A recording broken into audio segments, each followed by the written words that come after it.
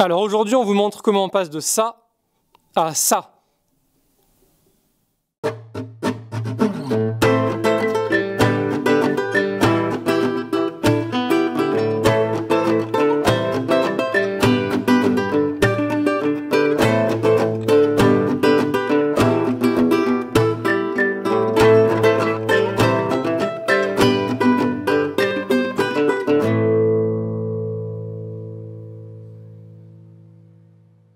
Salut, bienvenue au carré. Aujourd'hui on commence la deuxième partie du renforcement de cette poutre. La première partie était terminée dans une vidéo précédente que vous avez pu voir. Ça consistait à mettre en place ce poteau ici pour soutenir cette poutre qui a l'ancrage dans le mur, qui fonctionne encore un peu mais qui est vraiment complètement éclaté comme vous pouvez voir. La deuxième partie du renforcement, ça va consister à la mise en place d'un mur ici. Tout simplement parce que la majorité de la charge de cette poutre est reprise par le poteau qui est là. Mais si on considère que l'appui là, il fonctionne vraiment plus du tout, on a toute cette partie de la poutre qui est en porte-à-faux.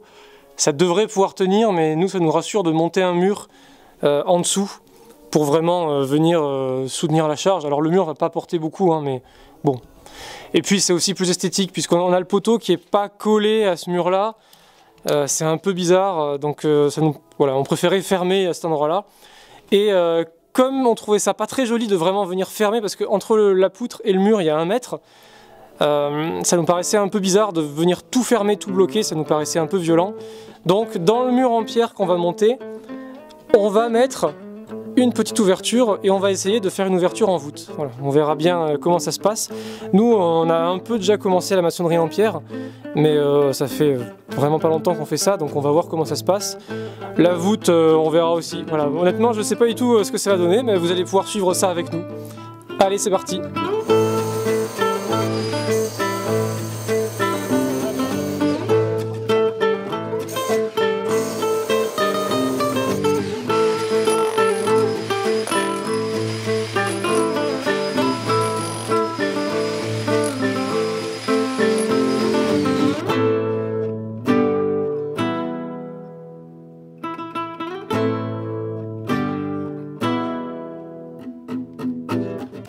Donc là on s'est positionné tous nos repères pour arriver à faire un mur le plus droit possible. L'idée c'est que on va avoir ce tasseau là et par rapport à ce qu'on a positionné ici, on va en permanence venir se positionner contre la face du poteau, contre ce tasseau ici, enfin dans l'autre sens du coup, tac tac, et on va monter. Et à chaque fois qu'on a ce tasseau là, la face de notre mur va se retrouver en fait là. Et même chose de l'autre côté, on va se positionner comme ça. Et en permanence on va essayer de monter, on va se vérifier en fait tout le temps. Et les pierres ici vont venir s'appuyer là. Donc on laisse un petit espace entre le bord du mur en pierre et le poteau pour éventuellement repeindre le poteau plus tard, etc. Enfin c'est bien d'avoir un accès, quoi.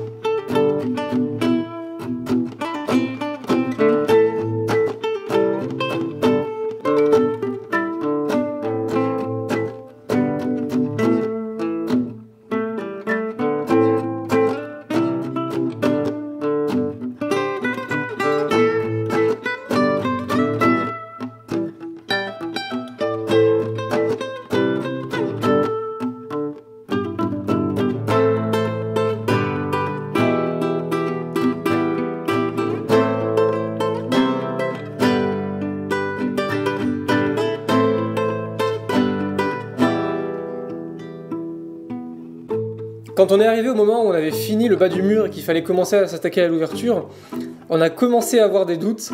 Alors parce qu'en fait, voilà, à la base, on était parti sur une voûte très classique qui est la voûte en arc de plein cintre, donc on voit un peu partout. Et en fait, on a commencé à transpirer quand on a vraiment vu ce que ça allait donner avec vraiment le bas du mur sous les yeux qu'on avait déjà réalisé.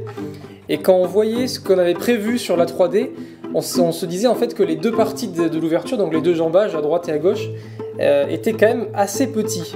Et en fait, il faut savoir que les voûtes, donc en tout cas les voûtes de plein cintre, donc ça reprend évidemment les efforts verticaux, mais ça va générer des poussées horizontales de chaque côté de la voûte qui apparemment sont assez importantes.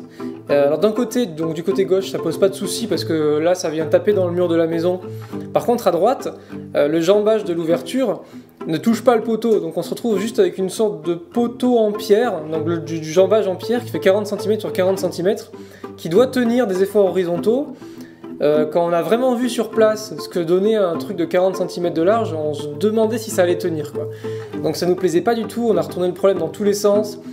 On a essayé de trouver des solutions, il y avait des solutions techniques mais c'était un peu de la triche, machin, bon, ça nous plaisait pas.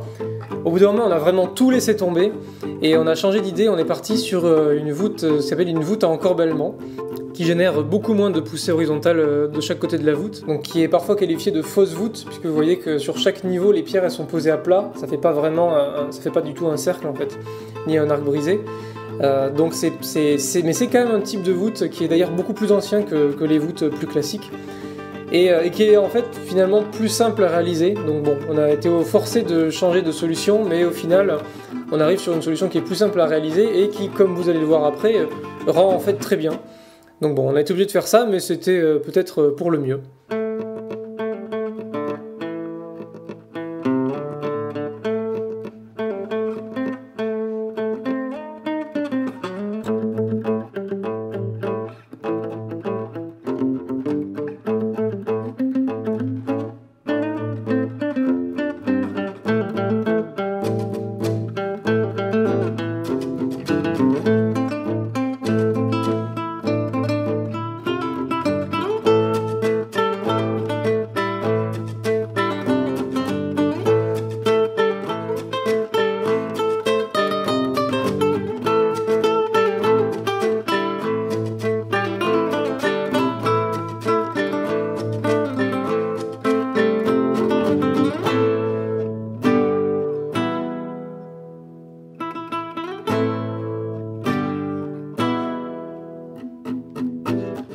Et voilà, le mur est terminé. Donc alors pour être honnête, on se sent quand même mieux maintenant que la poutre est reprise par à la fois le poteau et le mur. C'est pas mal quand même. Donc les deux étapes qui restent maintenant, c'est on va rejointoyer tout le mur pour faire des joints un peu mieux que les joints qui sont faits en maçonnerie directement. Et après, on va remettre des pierres en fait dans le trou qui a été créé suite à la pourriture de la poutre. Et quand on regarde le truc, franchement on se demande comment ça se fait que ça tenait quand on est arrivé, quoi. Parce que bon, maintenant il n'y a plus aucun souci entre le poteau, le mur, etc. Mais quand on est arrivé, il n'y avait rien et ça tenait. Et quand on voit le trou de la poutre, il manque 80% de la poutre, quoi, à cet endroit-là. Donc bon, déjà là on est rassuré, hein. On va faire ça, on va finir, ça va être bien.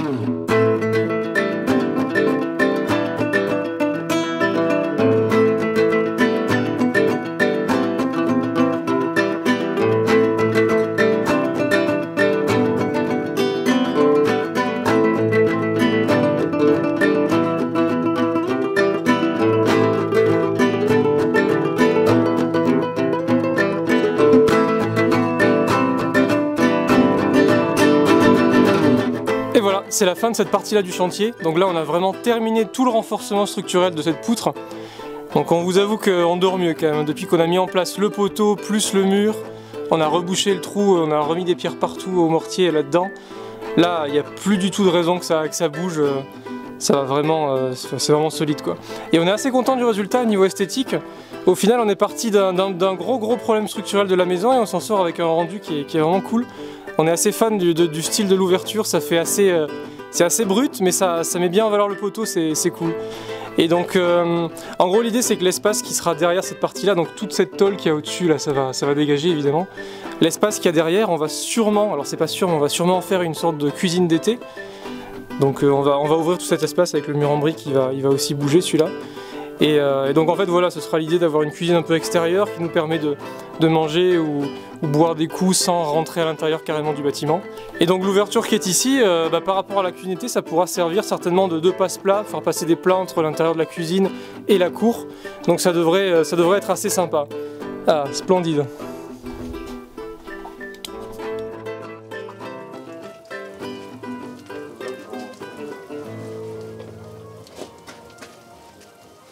Hop. Ah, j'aurais peut-être pas dû faire ça.